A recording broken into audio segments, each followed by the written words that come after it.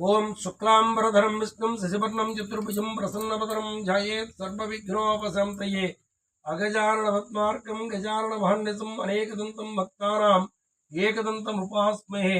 गुरुब्रह्मा गुरुविष्णु गुरुदेवो महेश्वरः गुरुः साक्षात् परब्रह्म तस्मै श्रीगुरवे नमः। ओं नमो भगवते प्रतापरौद्रवीरहनुमन्ताय प्रतिघटशिरच्छेदनाय शरणागत वज्रमञ्जराय मम सर्वशत्रून् ग्रहान् तन्तून् विध्वंसया सर्वदुष्टप्रदुष्टेभ्यो तुम फट स्वाहा। జూలై నెలలో కుంభరాశి వారికి ఎలా ఉంది అంటే లగ్నమందు కుంభరాశి యందు రాహువు, అదేవిధంగా మీనరాశిలో ద్వితీయమందు శని, చతుర్థ కేంద్రమందు శుక్రుడు, పంచమంలో గురు రవులు, షష్ఠ స్థానంలో బుధుడు, సప్తమ కేంద్రమందు కుజకేతువులు ఉన్నారు కనుక ఈ నెలలో కళత్ర విరోధం, అదేవిధంగా అనారోగ్యం, కొంచెం ఇబ్బందులు ఎక్కువగా ఉంటాయి. అదేవిధంగా సంతానానికి సంబంధించిన ఇబ్బందులు కూడా ఉంటూ ఉంటాయి. అంచేత ఈ నెలలో దైవారాధన, అదేవిధంగా ఈ నెలలో కుంభరాశి వారికి 12, 30 తేదీల్లో కొంచెం చిరాకులు ఎక్కువగా ఉండడానికి అవకాశం ఉంటుంది.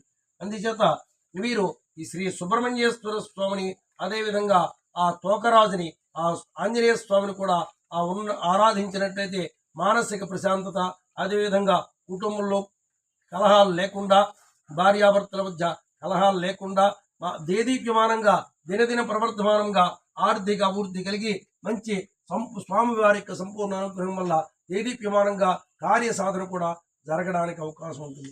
అంచేత రోజు ఓం శం శరవణ భవ అనే మూలమంత్రాన్ని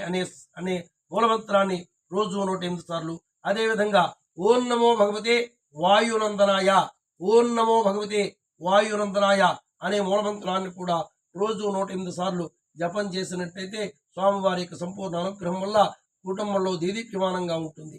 వైశాఖ మాస కృష్ణాయాం దశింజాం మందవాసరే పూర్వాభద్ర ప్రభూతాయ మంగళం శ్రీ హనుమతే పంచారణాయ భీమాయ కారణీమరాయ చ కౌండిన్యగోత్ర జాతాయ మంగళం శ్రీ హనుమతే.